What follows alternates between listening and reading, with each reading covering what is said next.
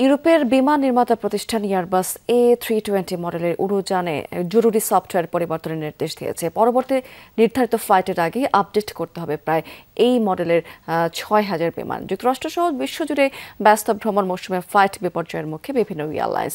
এর মধ্যে বাতিল হয়েছে প্রায় শত শত ফ্লাইট।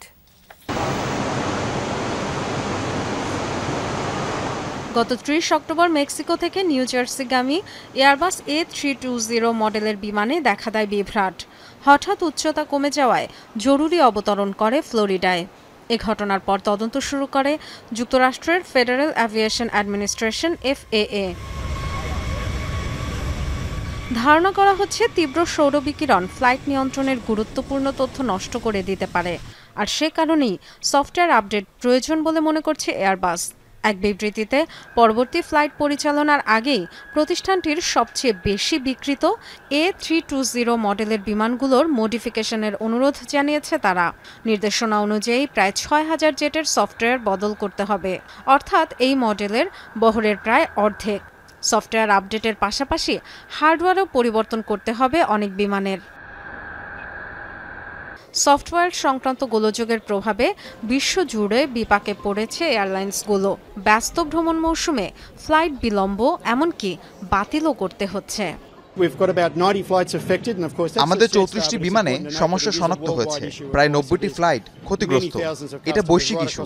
বিভিন্ন এয়ারলাইন্সের হাজার হাজার ফ্লাইট বাধাগ্রস্ত। বিশ্বের সবচেয়ে বড় A320 অপারেটর আমেরিকান এয়ারলাইন্সের বহরের ৪৮০টির মধ্যে প্রায় ৩৪০টিতেই সফটওয়্যার প্রতিস্থাপন প্রয়োজন। জার্মানির লুফথানসা, ভারতের ইন্ডিগো, এয়ার ইন্ডিয়া, যুক্তরাজ্য ভিত্তিক ইজিজেট, এয়ার নিউজিল্যান্ড, অস্ট্রেলিয়ার জেটস্টার সহ বড় বড় বিভিন্ন এয়ারলাইন্স শনাক্ত করেছে সফটওয়্যারজনিত জটিলতা।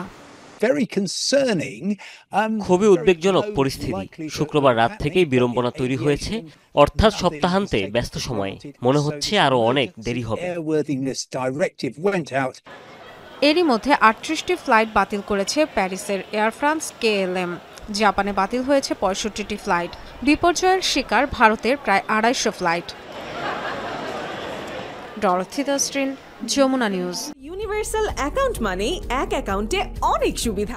FDR এর মতো হাই প্রফিট, সেভিংস এর ডেইলি প্রফিট, অ্যাকাউন্টের মতো ট্রান্সফার ও লোন সুবিধা।